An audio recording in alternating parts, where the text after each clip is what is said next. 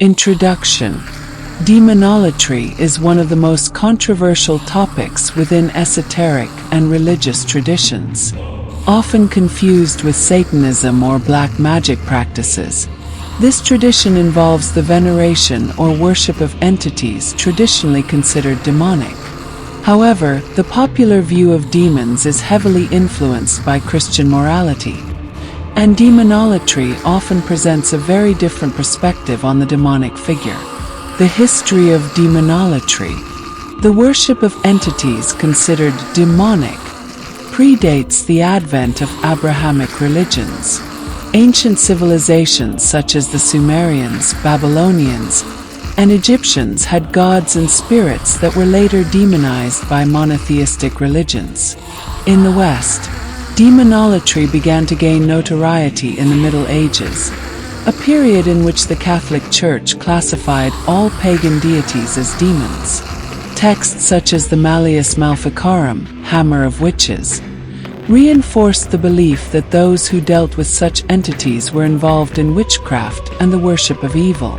However, authentic demonolatry is not necessarily a practice focused on malevolence. Many practitioners believe that demons are merely primordial forces of the universe, neither good nor evil, but agents of transformation and occult knowledge. Demons in demonolatry. Each tradition within demonolatry may have a different list of demons or spiritual entities venerated.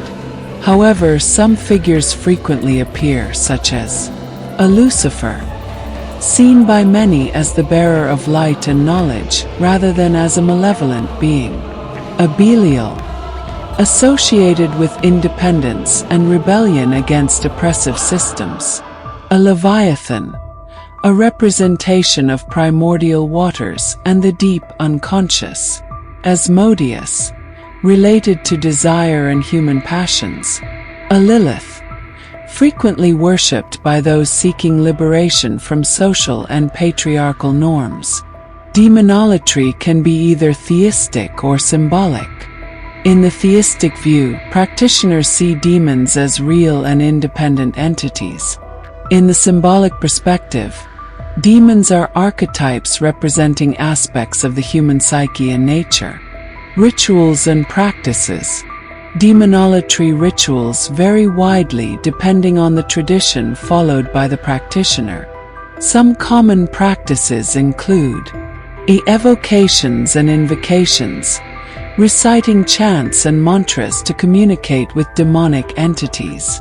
Offerings and symbolic sacrifices.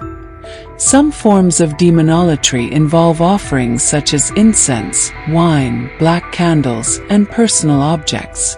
Magic and witchcraft. Many demonolators practice ritualistic magic, seeking power, knowledge, or personal transformation. Meditation and contemplation.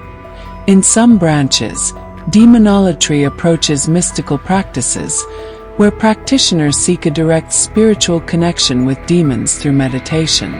Demonolatry and Satanism. Although often associated, demonolatry and Satanism are not the same.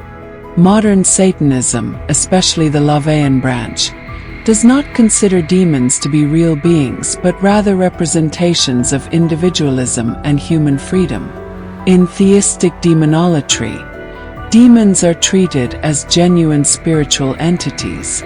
Moreover, while Satanism often completely rejects any form of external worship, demonolatry may include devotional practices directed toward specific demons.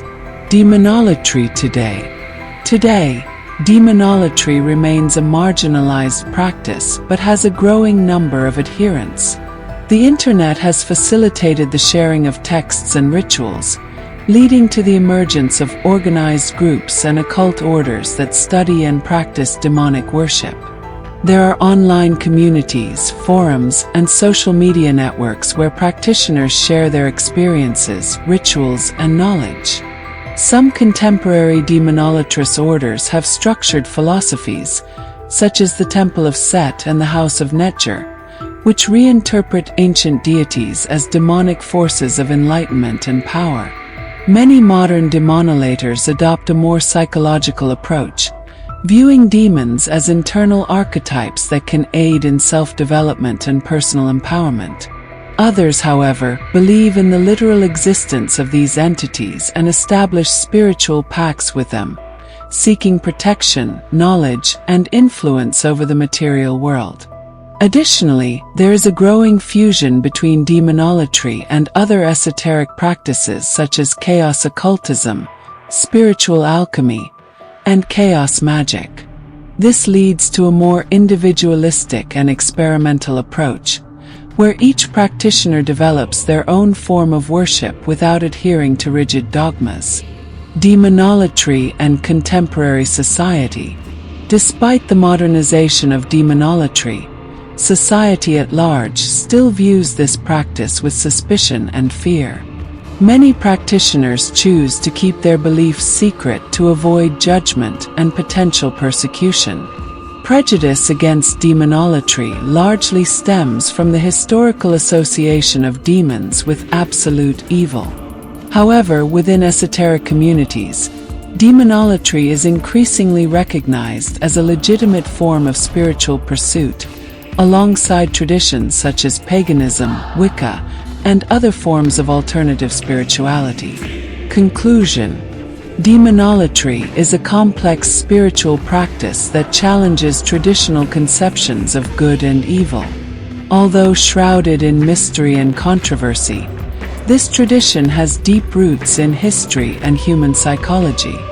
For those dedicated to this path, demons are teachers and guides, offering hidden wisdom to those who dare to seek beyond the limits imposed by society and conventional religion. In the digital age, demonolatry evolves and adapts, becoming more accessible and diverse. Over time, perhaps this practice will find broader acceptance and understanding, leaving behind its stigma and allowing its followers to explore their spirituality without fear.